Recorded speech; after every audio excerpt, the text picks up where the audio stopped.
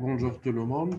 Dans le cadre de Fab16, j'ai l'honneur de présenter mon atelier en collaboration avec mon collègue Prof. Hana Hachimi, qui s'intitule Fabrication additive, enjeux et positionnement. Pour cette présentation, j'ai adopté le plan suivant. Je commence par une petite introduction sur la fabrication additive. Après, je présente les technologies de l'impression 3D. Après, je parlerai du domaine d'application de l'impression 3D et sur le marché de l'impression 3D. Et je finis par une petite conclusion. Comme vous le savez, l'humanité avait quelques révolutions industrielles. La première révolution est caractérisée par l'introduction de la machine à vapeur dans les années 1770. Une deuxième révolution industrielle caractérisée par la production de masse et énergie. C'est la deuxième révolution industrielle dans les années 1970, l'humanité, l'homme a introduit l'automatique et l'électronique dans les systèmes de production. On parle de la troisième révolution industrielle. Et depuis 2017, nous sommes en train de vivre une quatrième révolution industrielle. Cette quatrième révolution industrielle est caractérisée par l'introduction, par l'utilisation de la puissance de l'Internet. Et le pilier de cette quatrième révolution industrielle est l'impression 3D. Mais c'est quoi l'impression 3D?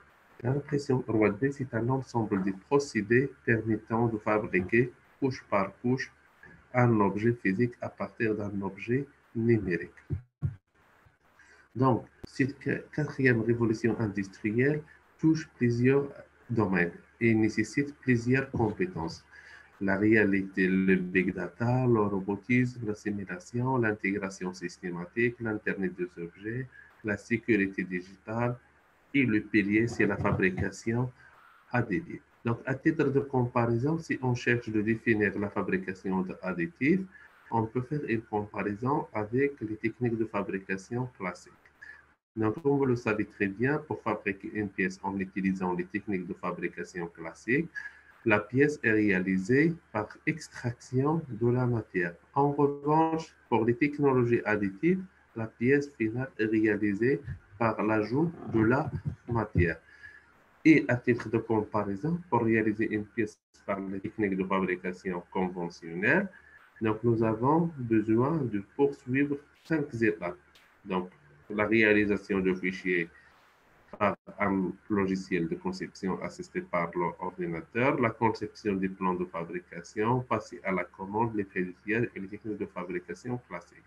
En utilisant la fabrication additive, on supprime directement ces 3 étapes. On passe directement de la conception à la fabrication en utilisant la technologie adéquate. Et bien sûr, tout dépend de la technologie adoptée. On doit prévoir une étape de traitement post-fabrication.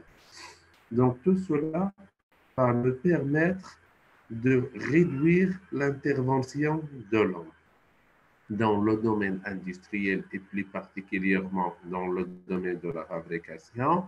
La majorité des erreurs, c'est à cause de l'homme. Donc, en utilisant la fabrication additive, on peut réduire considérablement l'intervention de l'homme, c'est-à-dire qu'on peut réduire l'erreur humaine.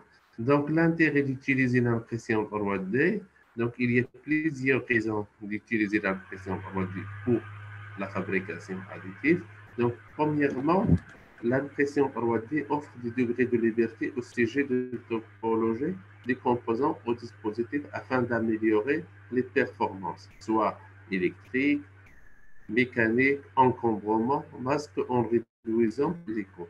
Donc, les futures pièces qui seront utilisées dans l'industrie du futur deviennent de plus en plus complexes. Donc, l'utilisation de l'impression 3D permet de surmonter la complexité des pièces. Aussi, on a une réduction énorme des coûts, donc le planning et la réalisation. Avec l'impression 3D, on peut réaliser des formes complexes qui sont difficilement réalisables par des techniques conventionnelles. Donc, c'est quoi l'impression? On a dit bien, c'est la fabrication d'une pièce couche par couche. Et pour réaliser cette pièce par la technologie de l'impression 3D, généralement, il y a deux étapes. Une étape qui déroule dans le monde virtuel sur l'ordinateur et une deuxième étape qui déroule dans le monde réel. Donc, dans le monde sur votre ordinateur, vous devez concevoir la pièce en utilisant un logiciel de conception assisté par ordinateur. Après, vous devez enregistrer le fichier CA sous format STL, Standardization Language. Ensuite, vous devez utiliser un logiciel adéquat pour découper la pièce en couches 2D. Donc, une fois cette préparation est réalisée sur votre ordinateur, on passe à la fabrication en utilisant une imprimante 3D. Donc, grosso modo, ces deux étapes, ce sont des étapes communes à toutes les technologies, quelle que soit la technologie. Donc, avant de parler sur les différentes technologies, un peu d'histoire sur l'impression 3D. Donc, les premiers brevets ont été déposés en juillet 1984 par deux ingénieurs français et en août 1984 par un ingénieur américain. Dans la même période, il y avait création de l'entreprise 3D Systems aux États-Unis par Charles Hall et Raymond Fried en 1986. C'est un système basé sur la notion de volume et l'utilisation d'un laser pour polymériser une résine photosensible. Donc, depuis cette date, on travaille à gauche et à droite sans utiliser une norme. Et depuis 2014, il y avait l'apparition de premières normes dédiées principalement à l'impression 3D. C'est la norme ISO 17000.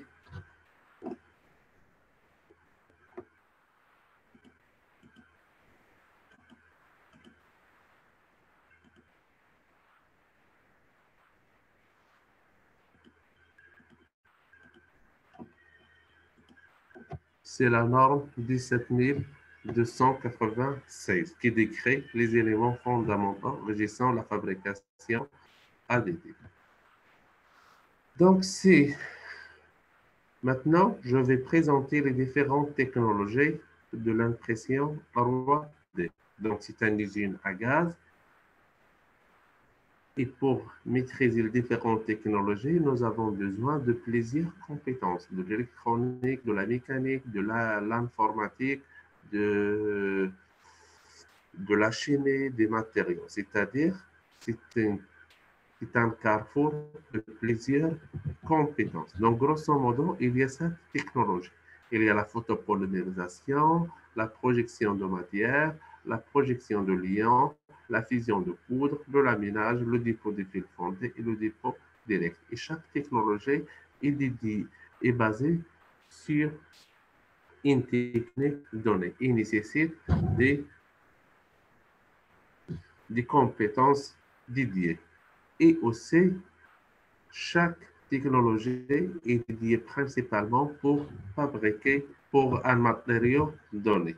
Donc là, un panorama des différentes technologies avec la nature de liaison, avec l'énergie utilisée, la matière, le principe, le post-traitement et les spécificités. Par exemple, à titre d'exemple, si on prend la technologie de stéréolithographie, l'énergie utilisée est la lumière, la matière, c'est un monomère. Le principe de fabrication des pièces, c'est une réaction chimique. La matière de liaison, c'est une photopolymérisation résolue dans l'espace. Et bien sûr, les pièces réalisées par ces technologies nécessitent un post-polymérisation, nettoyage, animation des supports. Et bien sûr, les spécificités, c'est une absorption mono et photonique des ports de quelques micromètres en micro au mètre. Maintenant, pour ces technologies, la photopolymérisation ou stéréolithographie apparaissent. Donc, le principe de ces technologies, c'est la polymérisation sélective d'un bain de liquide monomère sensible à une insolation ultraviolet. C'est-à-dire, comment on fait? On a un laser, on applique cette énergie laser sur la pièce apolymériser. On a des mémoires de focalisation. Et le plateau se déplace suivant l'axe des X, l'axe des Y et l'axe des Z. Une fois une couche réalisée, le plateau descend. Pour la projection de matière, donc cette fois-ci, on a une injection par le biais d'une buse, d'une résine polymère ensoleillée par une lampe ultraviolet. La technologie de la projection de l'ion, donc on a cette fois-ci le dépôt d'un lion liquide sur un plateau de poudre et la pièce est réalisée couche par couche jusqu'à l'obtention de la pièce finale. Donc généralement, cette technologie est utilisée pour fabriquer des pièces en matériaux composites, polymères, élastomères et métaux. Donc ensuite, on a la technologie fusion de poudre, powder bed fusion, ou ce qu'on appelle traitage laser. Donc là, on applique une énergie de laser sur un réservoir qui contient la poudre et bien sûr, la pièce est obtenue par le traitage laser. Et chaque fois, le plateau descend jusqu'à l'obtention de la pièce finale. Donc, principalement, cette technologie est dédiée pour les matériaux métalliques. Ensuite, on a la technologie laminage. Donc, le laminage consiste à déposer d'une couche solide, généralement plastique métal, par plus le découpe laser, le contour. Donc là, on utilise le découpe laser pour fabriquer le contour nécessaire. Et cette technologie est dédiée principalement pour fabriquer des pièces en carton. Donc maintenant, je vais parler de la technologie la plus utilisée. Dans le domaine des Fab Labs, la technologie la plus utilisée, c'est la technologie FDM, c'est de pot de fil fondé. Donc cette technologie consiste à fondre un filament qui va traverser une extruseuse. Une fois le filament traverse l'extruseuse, il passe de l'état solide à l'état liquide, à l'état fondé. Donc, une fois il est fondé, l'extruseur va réaliser des mouvements de translation suivant l'axe des X, suivant l'axe des Y, pour réaliser une couche. Une fois la couche est réalisée, le plateau descend jusqu'à la réalisation de la pièce finale. Donc, généralement, cette technologie de fil fondé est dédiée principalement pour les matériaux thermoplastiques. Donc, cette technologie, comme je viens de dire, c'est la technologie la plus utilisée. C'est une technologie populaire et c'est une technologie qui ne coûte pas trop cher. C'est une technologie très, très utilisée dans le domaine de Fab Lab. C'est une technologie peu coûteuse qui utilise des matériaux abondantes. Ce sont des polymères. On peut fabriquer avec plusieurs types de fabrication. C'est pour avec des matériaux solubles, tenue mécanique moyen. C'est une technologie qui peut respecter les conditions d'hygiène, sécurité et environnement. Matériaux polymères disponibles. Et c'est une technologie très utilisée dans le domaine de Fab Lab. Enfin, on a la technologie de dépôt direct. Donc, c'est une projection d'une poudre au film métallique à travers une zone chauffée par laser. Donc, c'est presque le même principe de la FDM, mais cette fois-ci, on utilise des matériaux sous forme de poudre. Voilà pour résumer les différentes technologies. C'est un tableau qui résume l'appellation, les différentes technologies avec l'appellation, le nom anglophone et quelques commentaires sur les différentes technologies.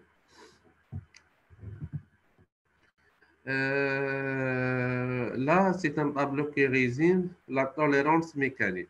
Donc, on constate que la technologie FDM a une tolérance aux alentours de 125. La technologie fusion de poudre SLS, les pièces ont une tolérance mécanique de 250.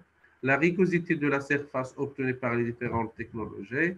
Donc, généralement, pour la plupart des technologies, on a une rugosité aux alentours de 10 micromètres. Mais pour la technologie fusion de poudre, on a des pièces avec une rugosité de 50 micromètres.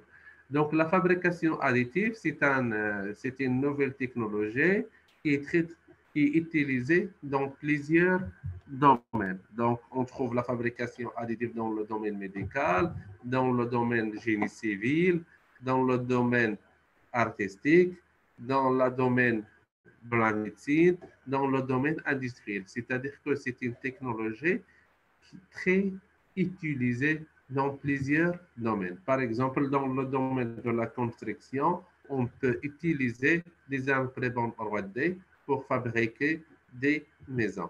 Dans le domaine de la biomédecine, on peut utiliser l'impression 3D pour produire des pièces personnalisées. Par exemple, des coquilles, prothèses auditives sont fabriquées quotidiennement en utilisant la fabrication additive. Dans le domaine médical, l'impression 3D est utilisée pour réaliser des chirurgies, c'est-à-dire des implants. Si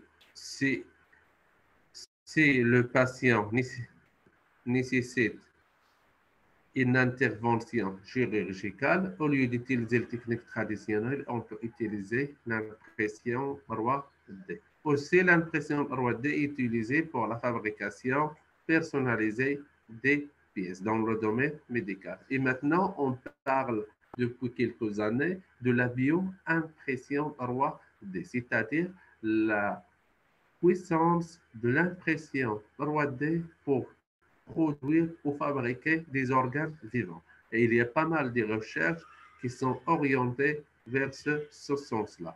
Dans le domaine de la fabrication personnalisée, l'impression 3D est utilisée pour fabriquer des pièces personnelles, ce qu'on appelle mass customization. Aussi, dans le domaine alimentaire, on peut utiliser l'impression 3D pour fabriquer du chocolat personnalisé et aussi dans le domaine de la décoration. Aussi, quelques années en arrière, on parle aussi de l'industrie agroalimentaire qui peut être touchée par l'impression 3D. Donc, comme je viens de dire à l'introduction, que la puissance 3D consiste à surmonter la complexité. Plus la pièce est complexe, plus il est préférable d'utiliser l'impression 3D. Par exemple, ici, au lieu d'utiliser 16 pièces plus le collage pour fabriquer une pièce, en utilisant l'impression 3D, on peut fabriquer cette pièce en une seule pièce. Aussi, on parle de la réindustrialisation des pièces qui existent déjà. En utilisant l'impression 3D, on peut avoir un gain de 20% au niveau de poids. Aussi, on peut faciliter le montage. Et aussi, on peut diminuer considérablement le nombre de composants. Aussi, l'impression 3D permet de reconcevoir la pièce qui existe. Par exemple, à titre d'exemple, en utilisant l'optimisation topologique, on peut reconcevoir cette pièce. Donc, au lieu d'utiliser 7 composants et 3 matériaux, on peut juste utiliser 2 composants et un seul matériau. Donc, cela va nous permettre de réduire la masse et d'augmenter la résistance.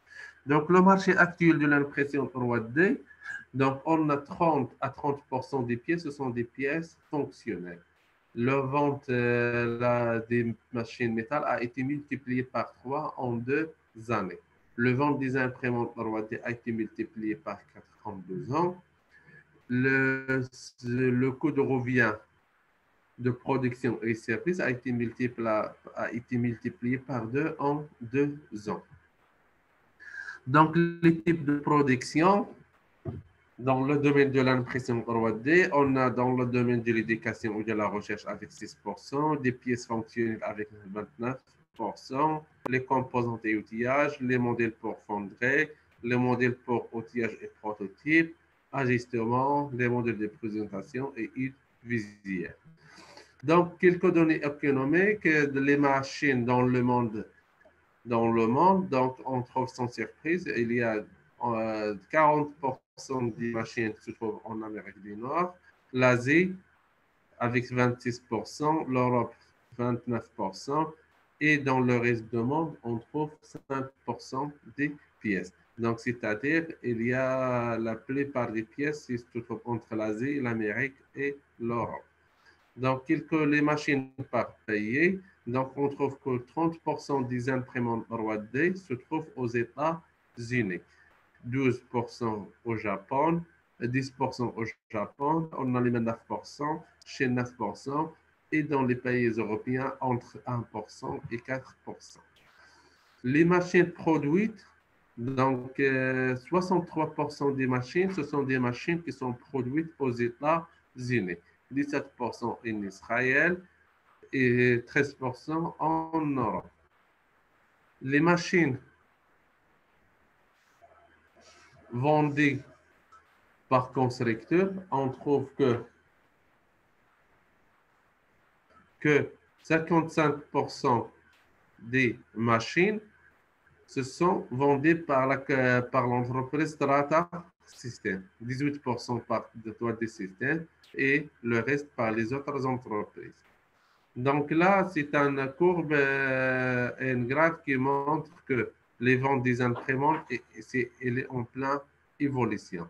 Le coût de revient par secteur, on a dit que l'impression 3D touche presque tous les secteurs. Le domaine médical avec 14%, le pourcentage de revenus par secteur. Les produits de consommation électronique, c'est 18%. L'industrie machine de production, 19%. L'aéronautique et l'aérospatiale, 12%. Véhicules à moteur, 17%. Le revenu en millions de dollars pour la production des pièces et les services. Donc, pour les pièces, c'est juste pour vous montrer que aussi, il est en pleine évolution. La croissance estimée jusqu'au 2020, donc on estime une croissance de presque 25 000 millions de dollars. Donc, le montant de vente de matériaux en millions de dollars aussi, il est en pleine évolution. Le pourcentage de pièces en fabrication directe, il est en pleine évolution depuis 2003. Donc, aussi, pour encourager l'impression 3D, il y avait pas mal de fonds publics pour la recherche et le développement dans le monde entier. Donc, pour finir, on peut parler des avantages de l'impression 3D. Donc, c'est quoi les avantages? On a une réduction de certains délais de fabrication, production sans développer d'outillage, gain en termes de temps, élimination des colis à l'outillage, élimination des restrictions de design associées aux technologies de fabrication traditionnelles, réduction de masse possible, réduction de l'impact environnemental par la réduction de la quantité de matière. Quelques points à améliorer, surtout le prix des machines qui reste élevé ainsi que celui des consommables. La productivité des machines encore trop faible, le choix des matériaux utilisables en fabrication additive est toujours relativement limité par rapport à l'ensemble des matériaux disponibles pour les procédés de mise en œuvre traditionnels. Les caractéristiques mécaniques et la qualité des états de surface obtenus peuvent rester éloignés de celles attendues. Donc, pour conclure, on peut dire que la fabrication additive est un moyen supplémentaire qui doit prendre sa place dans les filières productives. La fabrication, l'impression 3D a besoin de compétences humaines clés. La fabrication additive est un moyen de revaloriser les aspects technologiques. La fabrication additive permet d'optimiser la fabrication, c'est-à-dire la juste matière à la juste place. La fabrication additive est un marché en très forte croissance car il a acquis une vraie maturité et dispose déjà de standards. Donc, quelques verrous à faire sauter pour l'impression 3D. Donc, il y a 3 verrous. La résolution et taille, sortir des polymères et maîtriser la procédure. Donc, pour la résolution et taille, donc l'objectif, c'est d'atteindre l'échelle nanométrique et atteindre les grandes dimensions. Aussi pour les matériaux, donc on peut penser à utiliser des méthodes fonctionnelles et de nouveaux matériaux organiques. Et pourquoi pas concevoir de nouveaux matériaux dédiés à l'impression 3D. Pour la maîtrise des procédés, c'est le contrôle en ligne, multimatériaux, système intégré. Donc voilà, donc ce sont les verrous à faire sauter pour l'impression 3D. Et merci pour votre attention si vous avez des questions.